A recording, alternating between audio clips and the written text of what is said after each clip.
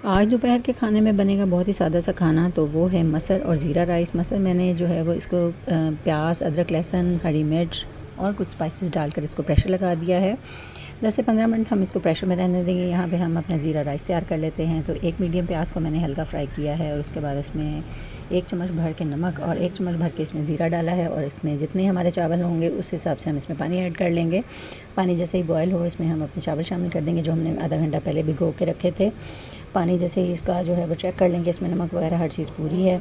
आपने इसको जो है वो ज़्यादा नहीं हिलाना जुलाना, बस इसको दम पे रख देना है ताकि इसका पानी जो है वो ड्राई हो जाए। और इसको हम बंद कर देंगे 5 से 6 मिनट के लिए। 5 से 6 मिनट के लिए हमारा जो पानी है वो चावलों के अंदर खुश्क हो जाएगा। इस तरह से इसको फिर हम दम लगा देंगे और जब तक ये हमारे चावल दम पे रहेंगे तब तक हम अपना जो है मसर को चेक कर लेंगे। मसर जो है वो फुली कुक होने चाहिए, बिल्कुल गल जाने चाहिए, बहुत अच्छी तरह से जो है वो मैश होने चाहिए।